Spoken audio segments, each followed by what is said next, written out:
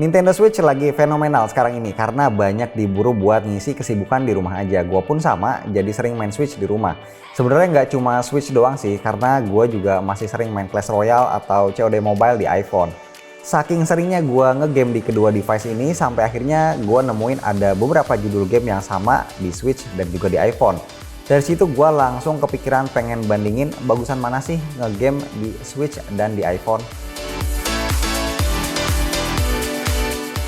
Sebelum diantara kalian ada yang protes kok ngebandingin HP sama handheld konsol, jadi di sini gua cuma penasaran dan pengen sekedar share aja sejauh apa sih perbedaan visual game dengan judul yang sama antara di Nintendo Switch dan juga di iPhone. Gua tahu kedua device ini nggak bisa di compare gitu aja karena peruntukannya beda. iPhone itu buat komunikasi dan juga multimedia, sementara Nintendo Switch murni buat main game aja.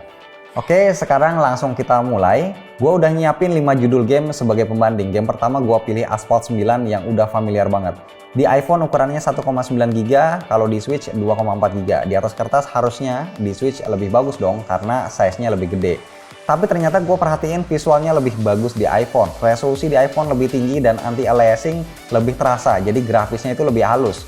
Sebaliknya versi Switch lebih kelihatan jagis atau geradakan dan juga resolusi gambarnya itu lebih rendah.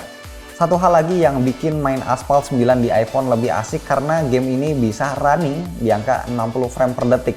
Jadi lebih berasa aja ketegangan pas balapan. Selebihnya urusan detail visual effect kayak percikan air, api, angin, gue bilang sih sama bagusnya. Game kedua gue pilih Grid, game racing favorit gue. Di iOS ukurannya 5,5 GB, di Switch 6,5 GB.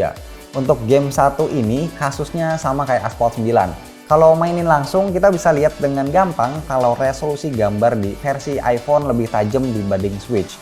Kelihatan dari tekstur mobil, aspal, sampai gedung atau lingkungan di sekitar area balapan. Framerate versi iPhone juga lebih tinggi, mungkin 40-50 fps dibanding versi Switch yang dikunci di 30 fps. Baik versi iPhone maupun Switch sama-sama support P6 alias ada efek damage yang realistis. Tapi ada satu hal menarik yang ada di versi Switch dan nggak gua rasain di iPhone, yaitu efek motion blur. Adanya motion blur ini bikin experience balapan kerasa lebih greget. Sementara di versi iPhone nggak kelihatan motion blurnya, walaupun udah pakai grafis maksimal, jadinya kelihatan agak kurang real sensasi balapannya. Berikutnya game Warface, game perang multiplayer favorit gua setelah Call of Duty. Ternyata game ini punya versi yang beda jauh antara iPhone dan Switch. Size-nya yaitu 1 GB berbanding 7,9 GB. Basic gameplaynya sih sama, tapi engine grafisnya sama sekali beda. Warface versi Switch adalah versi yang sama dengan PS, Xbox, atau PC, sementara di iPhone pakai engine yang udah dirancang khusus. Visual Warface versi iPhone kelihatan agak lebih kartun, tapi tetap bagus. Resolusinya lebih tinggi dan framerate-nya juga bisa dapat 60 fps, sementara versi Switch lagi-lagi dipatok 30 fps dengan resolusi yang lebih rendah. Walaupun main di iPhone terasa lebih nyaman, gua lebih suka Warface yang versi Switch karena punya efek visual yang jauh lebih mewah kayak ledakan misalnya. Dan juga gerakan orangnya itu lebih realistis, nggak kaku kayak robot. Selanjutnya game Shinsekai bikinan Capcom, tipenya side-scrolling petualangan di dalam laut. Game ini nongol duluan di iPhone dan baru rilis minggu lalu di Nintendo Switch. Oke, langsung aja, kedua game ini punya size relatif sama, di iPhone 2,3 GB, di Switch 2,2 GB. Untuk framerate sama-sama dikunci di 30 fps dan sepenglihatan gua susah buat nyari perbedaan karena kualitasnya emang bener-bener identik baik yang di Switch maupun di iPhone. Satu-satunya yang paling bisa gua bedain adalah ketajaman teksturnya. Kalau biasanya di iPhone itu kelihatan lebih tajam, nah di Shinsekai ini justru versi Switch yang kelihatan sedikit lebih tajam. Selebihnya semuanya sama persis. Nah untuk game pamungkas gue pilih NBA 2K20 karena emang menarik buat dibahas. Sama kayak Warface, NBA 2K20 versi iPhone dan Switch ibarat langit dan bumi. Di iPhone cuma 3,3 GB, di Switch 42 GB karena ini adalah versi portingan yang di downgrade dari Xbox, PS, ataupun PC.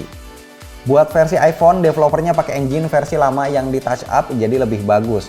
Buat sebuah game HP, NBA 2K20 ini udah top banget, grafisnya mantep, gerakan pemainnya juga realistis, frame rate-nya solid di angka 60 fps. Tapi emang masih kalah kelas dibanding versi Switch. Walaupun resolusi versi Switch sedikit lebih rendah dan frame rate-nya juga mentok 30 fps, tapi tetap jauh lebih mewah.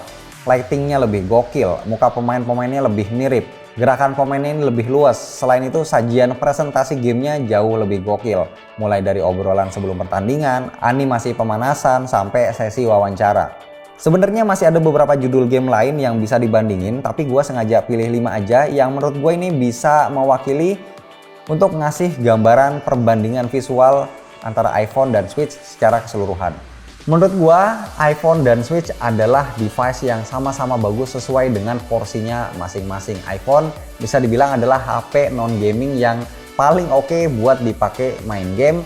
Pilihan gamenya itu banyak dan performanya selalu bisa bikin puas. Sementara Nintendo Switch di beberapa game bisa unggul kualitas jauh di atas iPhone karena ini emang konsol portable khusus buat main game. Pasti lebih greget walaupun punya keterbatasan frame rate di mana rata-rata cuma support 30 fps aja.